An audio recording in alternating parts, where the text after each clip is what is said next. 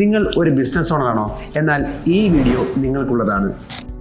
Brand വളർത്തുമ്പോൾ പലരും ചെയ്യുന്ന ഒരു വലിയ തെറ്റുണ്ട്. അതെന്താണെന്നല്ലേ? അതാണ് പല ബിസിനസ്സുകളെയും തകർച്ചയിലേക്ക് നയിച്ച ലോ ഓഫ് എക്സ്പാൻഷൻ. സംഭവം സിമ്പിളാണ്. ഒരു ബ്രാൻഡ് തന്നെ എല്ലാ മേഖലയിലേക്കും വ്യാപിക്കാൻ ശ്രമിക്കുമ്പോൾ കാലക്രമേണ ആ ബ്രാൻഡിന്റെ വാല്യൂ അതല്ലെങ്കിൽ ആ ബ്രാൻഡ് തന്നെ അപ്രത്യക്ഷമായി പോകും. ഇത് തന്നെയാണ് ലോ ഓഫ് എക്സ്പാൻഷൻ കൊണ്ട് ഉദ്ദേശിക്കുന്നത്. ഇതിന് ഉത്തമ ഉദാഹരണമാണ് ഫിലിപ്സ് എന്ന ബ്രാൻഡ്. പണ്ട് കാലത്ത് വളരെയധികം മാർക്കറ്റ് ഷെയർ ഉണ്ടായിരുന്ന ഈ ബ്രാൻഡിന് ഇപ്പോൾ വളരെയധികം മാർക്കറ്റ് വാല്യൂ ചുരുങ്ങിയിരിക്കുന്നു. ഇതിൽ നിന്നും കഷ്ടിച്ച് രക്ഷപ്പെട്ട ഒരു ബ്രാൻഡിനെ കുറിച്ച് ഞാൻ പറയാം. വേറെ ആരുമല്ല, നമ്മുടെ സ്വന്തം കോൾഗേറ്റിനെ കുറിച്ചാണ്.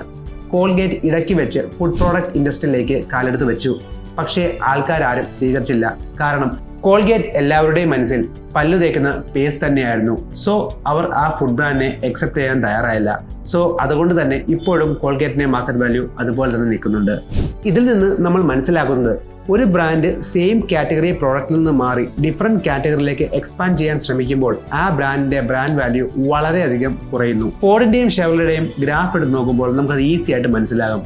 കാരണം അവർ എക്സ്പാൻഷന് എവിടെയൊക്കെ ശ്രമിക്കുന്നോ അവിടെയൊക്കെ അവരുടെ ഗ്രോത്തും റവന്യൂവും താഴ്ന്നു പോകുന്നതായി നമുക്ക് കാണാൻ കഴിയുന്നുണ്ട്. സോ ഇതുപോലുള്ള വീഡിയോസ് നിങ്ങൾക്ക് ഇഷ്ടമാണെങ്കിൽ വേഗം നമ്മുടെ ചാനൽ ഫോളോ ചെയ്തോളൂ. I am Sharath from പിഗ്മെന്റോ.